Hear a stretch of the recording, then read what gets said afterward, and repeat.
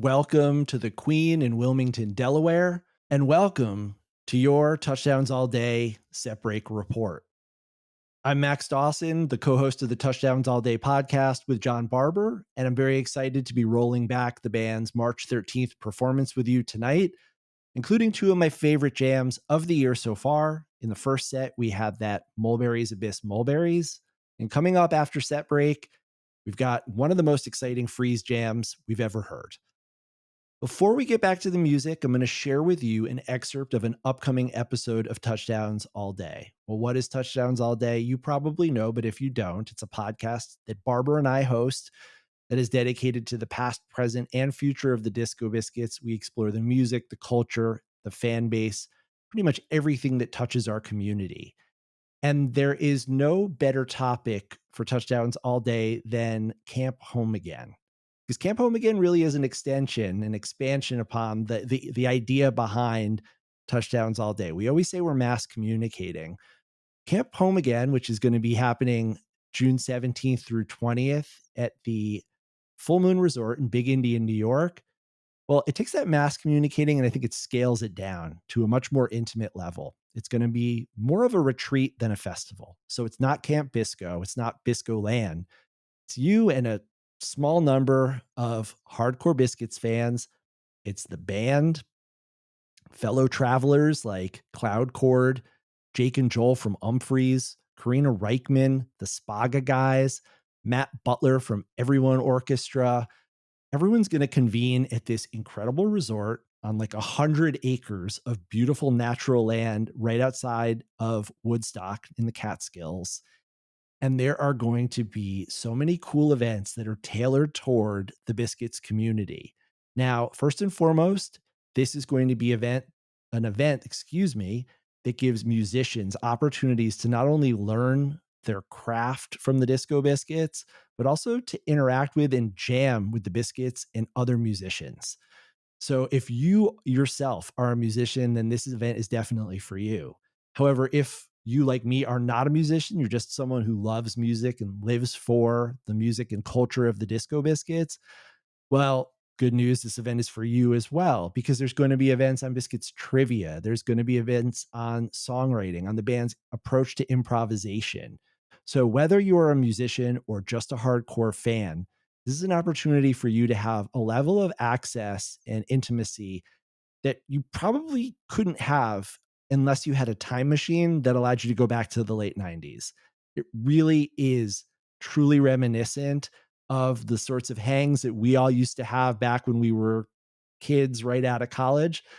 But we're having that now in 2025 at a beautiful location with an amazing chef, really nice accommodations, and lots of music that is going to be pretty much going around the clock. And if you can drag yourself out of bed early enough, there are going to be morning meditation sessions led by Alan himself every day. So stay tuned for this next segment. It's me and Aron talking about the things we're most excited about, some of the events, some of the sessions, also the scholarship program that allows people to apply for financial assistance to attend. Because the Music Masters Collective, the organization that puts on these events, is very much committed to making sure finances are not an impediment to people being able to attend this event if they want to.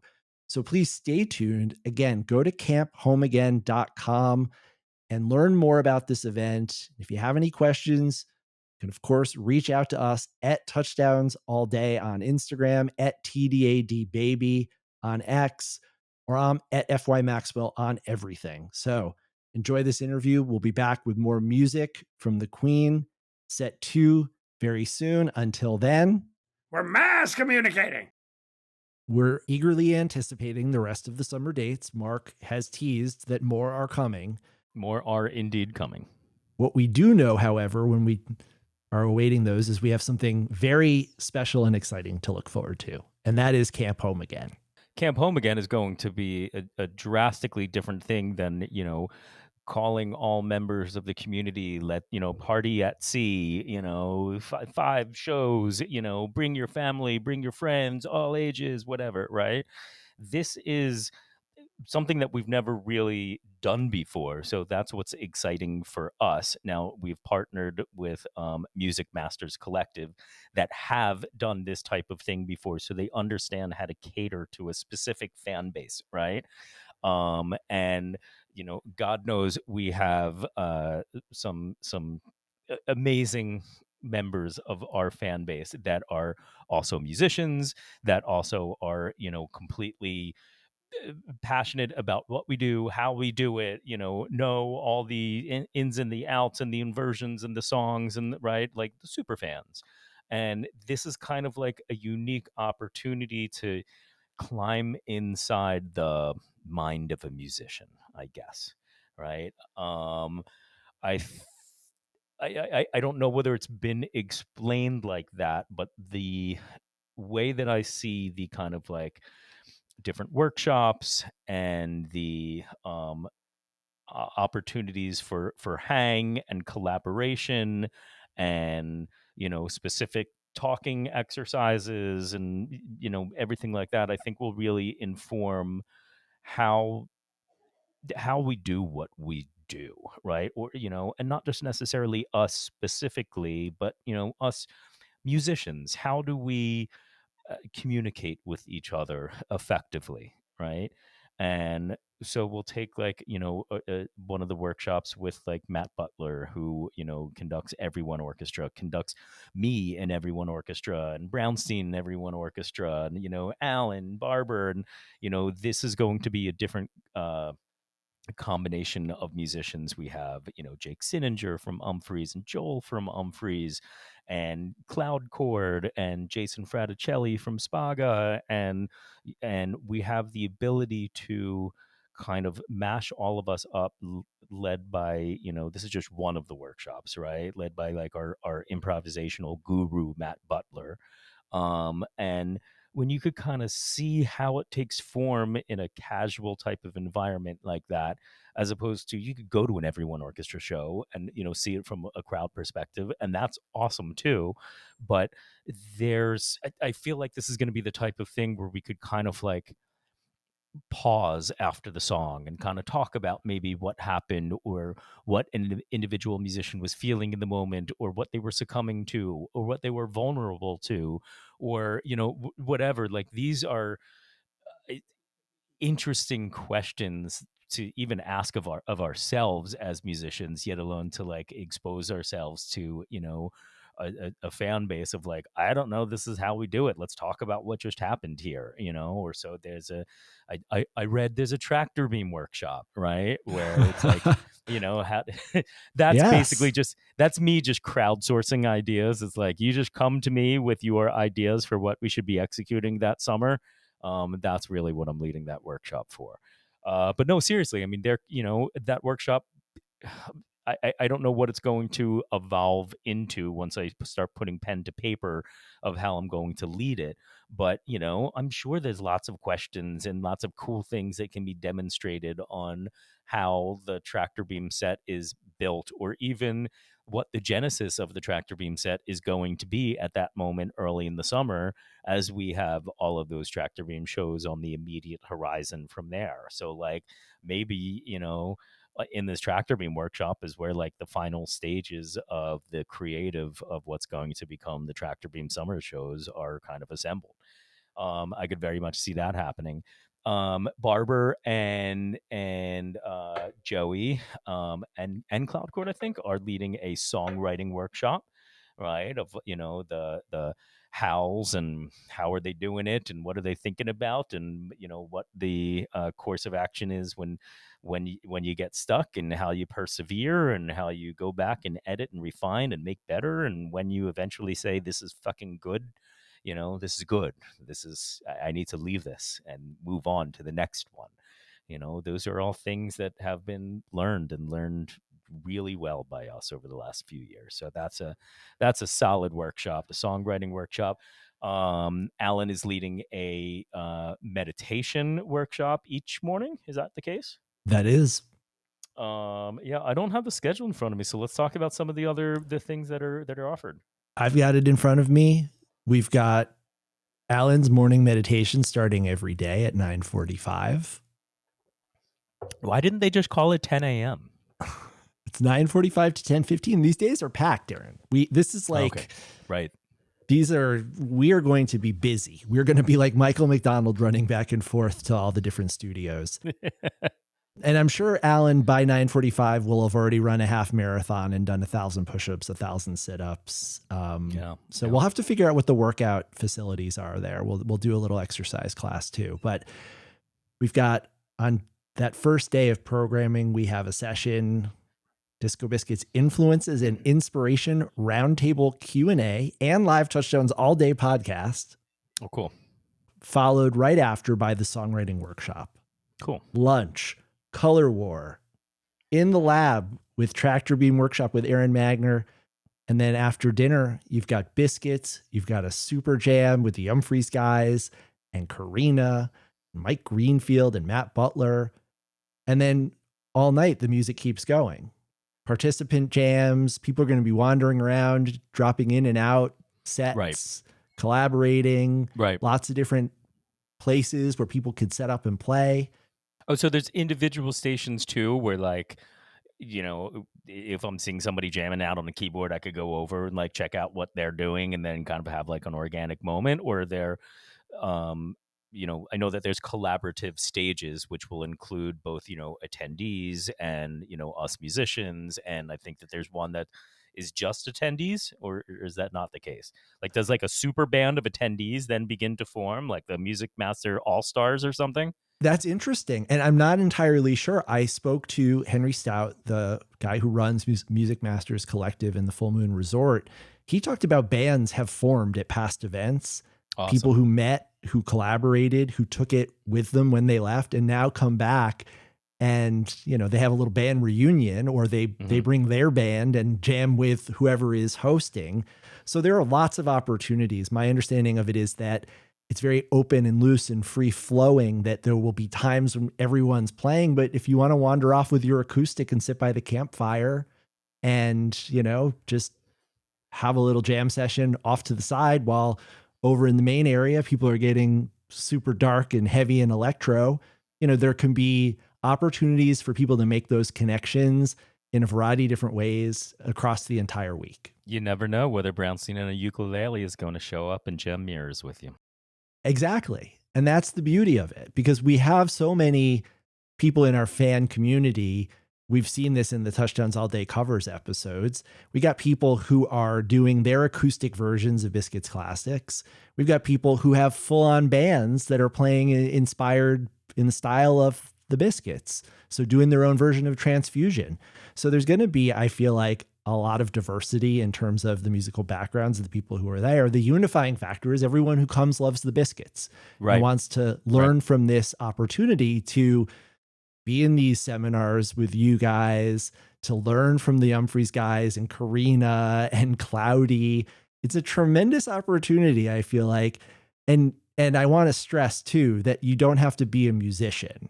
And a lot of the people who I've been talking to who are really excited about coming aren't musicians. They're just crazy into music and want to know everything they can about it. Like me, I can't play music. No, sure. I mean, like I said, I mean, there's a fascination, you know, inside the mind of a musician, or like how it works or what we're thinking, you know. Like, I know that when I go to concerts and I see, you know, other people on stage, you know, whether they're my friends or not, I frequent, you know, that question passes through my head. Like, I sort of want to know.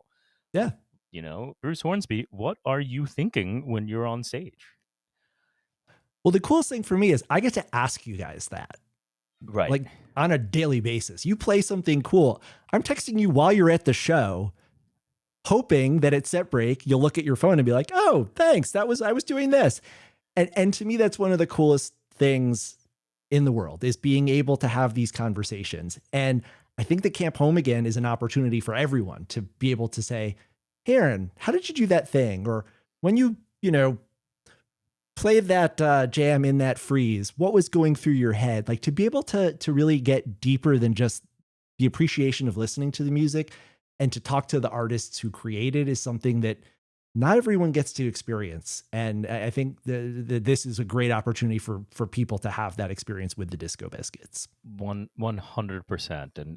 And at the same time, you know, if you are a musician, in any stage, whether it's, you play enough that you understand, these basic things and want to get to know more, or whether you're a, professional musician that, wants to know more from your fellow musicians. This is definitely that opportunity as well. And having people on the bill, on the lineup, like Cloud Chord and Jason Fraticelli, who are, academics in their own right, just in the way that they have learned about their field and have an ability to kind of a special ability to communicate that in kind of a learning type of environment. That takes a special skill, right? That's why we love our teachers, Yeah. because they can instill that in us and everything. And those are two perfect examples of wonderful teachers, where if you are a musician and have these questions, or are want to observe what they're parlaying, they're really both wonderful people to do that. Yeah.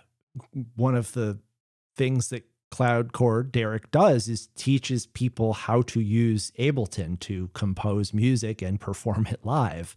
You're going to have Certified. access. He's Ableton certified. Not many. It's like a sommelier thing. Not that many Ableton. I think it's much more difficult to become a sommelier than it is an Ableton certified. But it is a special thing. I mean, there's the most recent release of Ableton, which, if you are an Ableton user, those are usually kind of like big news around your software. So this next version update includes a special cloudy guitar pack, blah blah blah blah blah, whatever it is. I'm sure he could tell you about it at Camp Home Again, but certified. And you have access to him throughout this event. He's going to Yes. be there leading the sessions, jamming out with people, circulating, getting to know people. And there's just so many examples of opportunities like that people will be able to have if they come out. On day 3, Biscuits Trivia, we're going to see who the ultimate Biscuit scholar is. And I'm going to come up with some really hard questions. I'm going to put these people to the test, because this is a title that we take seriously. The King of the Biscuits Nerds is going to be crowned that day on day 3 at Camp Home Again.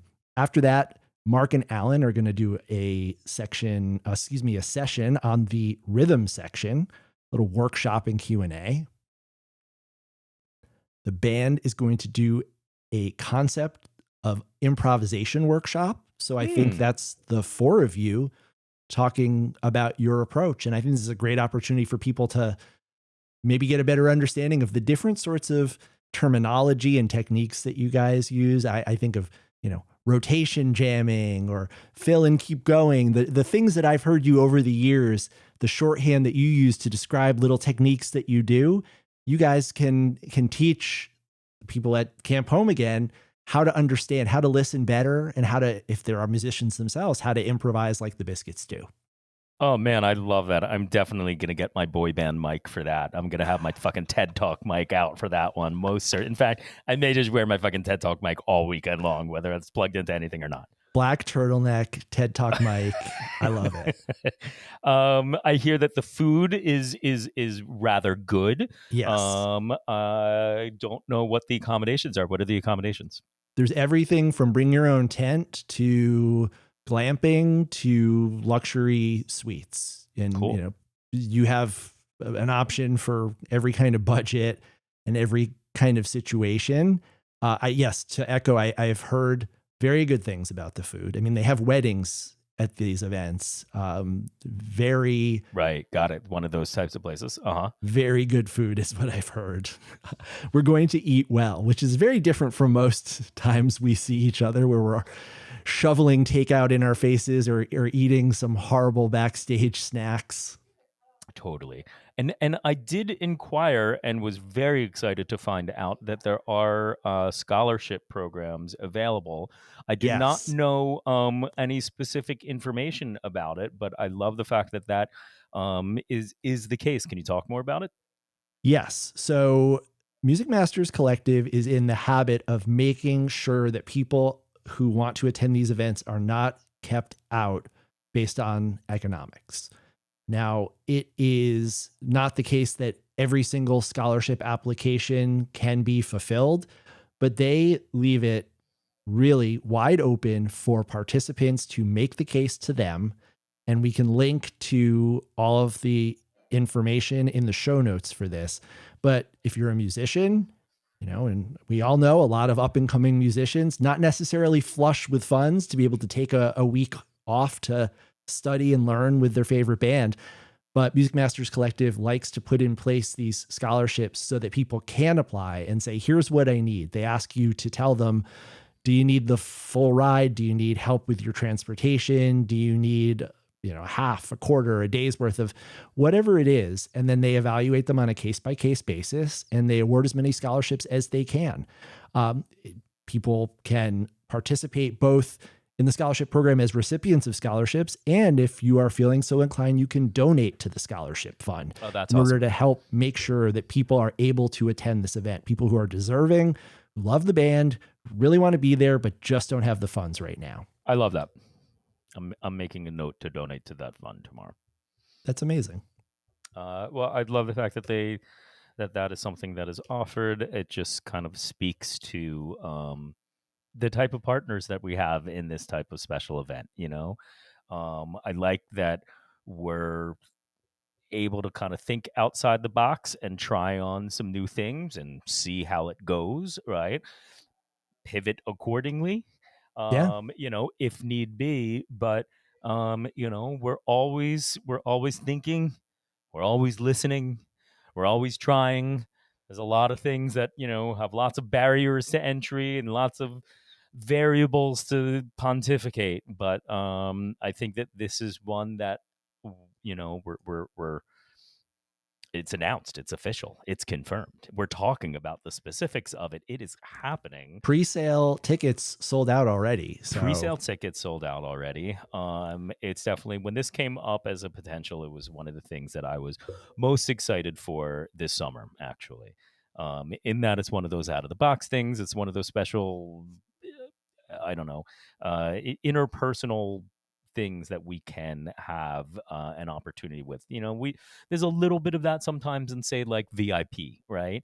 Where we get a little bit of time in a meet and greet and around a photograph where, we can have some, conversations, some fun, some meaningful, but it could never, some informative, but it could never really do a deep dive into what the question is. This is not Camp Bisco. This is not Biscoland. This is not your typical festival. This is a different experience altogether. This is an immersive, participatory experience where you get to not only see the Disco Biscuits play, but you get to interact with the band, some of their closest musical collaborators. You get to show us your musical talent, your creativity. And hopefully, as Aron was saying, coming out of this, we're all going to have something that we take forward. Not just the attendees, but, the band itself too might be changed by this experience. Well, I'm sold. Okay, Aron, before we leave, I got one last thing to ask you. Yeah. What were you doing 30 years ago today? Oh, man. This is the anniversary of the first time the Grateful Dead played Unbroken Chain live. And I happened to be in the second row of the Philadelphia Spectrum, directly in front of Phil for that very moment. And it was absolutely a magical moment that I almost missed, which I'll get into in 1 second. But that moment where the first the first 10 seconds of Unbroken Chain, those light, notes that came in kind of fall upon the crowd.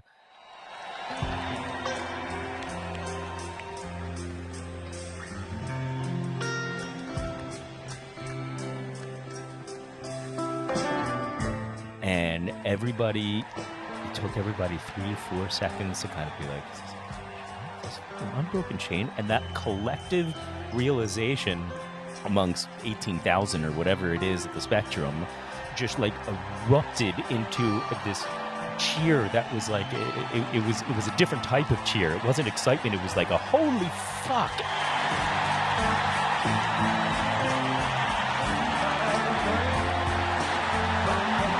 and everybody realizing it simultaneously, only to collapse it so that we could listen to, like, you know, those beginning soft moments of Unbroken Chain.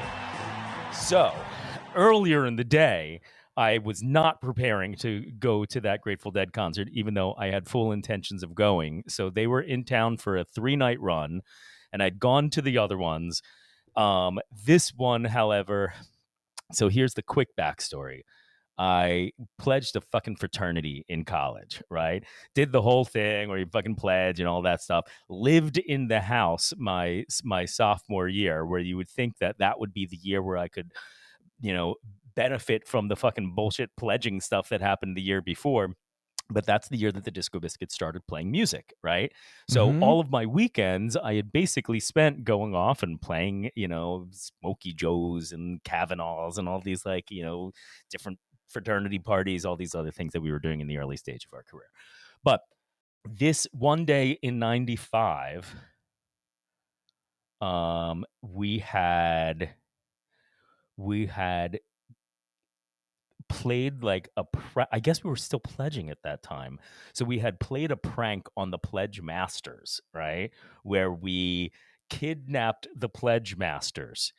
And we brought them back to, like, I don't know, one of our classmates who, like, you know, lived out here in, like, the suburbs of Philly, and, you know, like, tied up and, like, making them do the stupid shit that they would make, like, us do, right? And pledging, like, that type of, you know, drink this and that type of stuff. Anyway, we eventually got spooked because we thought that the rest of the fraternity who was looking for the pledge masters, knowing that we had kidnapped them, we had gotten spooked that they had been hip to our location. So we decided to move the captured pledge masters to the Adams Mark Hotel on City Line Avenue here in Philadelphia. Now, the day is ticking forward, right? But it's okay because my concert isn't until nighttime. I still haven't figured out, like, you know, what the next few hours is going to entail, but that's my intention. And we're in, like, the parking lot of the Adams Mark Hotel. I'm not sure why we were in the parking lot, but, like, all of a sudden these cars, like, whip into the parking lot, and it's the fucking fraternity that had figured out where the fucking pledge class, you know, had kidnapped the pledge masters, and it is fucking mayhem, right? It's like the fraternity is, like, running around trying to tackle the fucking pledges who had kidnapped the pledge masters, and I'm, like, seeing this all go down, realizing fucking, like, what the fuck is this whole thing anyway? Also, I have a Grateful Dead concert to go to tonight, right? Yeah. So they're all getting, like, fucking captured, and I find is fucking 95 a phone booth, and I call my my friend who's fucking, like, 10 years older than me, and he comes and he picks me up, and we go down to the show, and they were his tickets for second row that night, and that was just, like, one of those, like, I'm so happy that I was there to experience that. Show goes on, show's over, getting driven home. I'm starting to, like, develop some guilt that I left my pledgelings, whatever the fuck we're called, right? And I asked to be dropped off at the fraternity house because I had, like, I don't know whether phones were a thing yet, but I feel like I'd got either the guilt or, like, the where are yous had happened, right? So I go to the house, and the pledge, or my pledge class is, like, you know, in the pledge circle thing, right? And, like, it's not going well. You know, like, they had just been caught doing something bad, and all of a sudden Magner fucking walks in, you know, like, the only one that, like, isn't part of the class, right? And or that wasn't in the lineup, the pledge circle. And I take my fucking position in the circle. Pledge Masters comes over and goes, or he says to another pledge, he's like, "When was the last time the Grateful Dead?" Says to the a hippie in our class. "When was the last time the Grateful Dead played Unbroken Chain live?" It's like, "Sir, the Dead never played Unbroken Chain live." "Malin, when was the last time the Dead played Unbroken Chain live?" "Sir, the Dead never played Unbroken Chain live." "Magner, when was the last time the Dead played Unbroken Chain live?" the Jet played Unbroken Chain live tonight for the very first time. And like you hear this like, it's collective like you fuck. Yeah. So that's my so thankful that I did not miss out on that show and decided to say fuck it to the establishment. Oh my God. To conforming to establishments. Wow. Did you realize how significant a moment it was while you were there? I mean, obviously you described the crowd reaction to the opening, but were you well versed enough to know at the time that Angelica wants me off the podcast? Now you have to come on the podcast. If you're going to tell me to wrap it up and stand there and continue to wrap it up, now you have to be the special guest. Hey, Angelica. You guys been on for like 3 hours. It's been an hour and 18 minutes, but we're wrapping it up. It wasn't 3 hours. It's an hour and 18 minutes. I don't know. I think I got home at like 8. We'll wrap it up anyways. Avery would like me to come upstairs and make dinner too. I haven't seen him all day. All right, Aron, I know how to read the room. Thank you so much. Angelica, thank you for letting us have him for the last hour and 18 minutes, not 3 hours, but it felt like 3 hours. And there was testing that needed to be done, and there was pleasantries. Don't forget the pleasantries. I guess it's a nice pleasantries, yes. Well, Aron, thank you. Night. Thank you, Max. See you guys. Take care.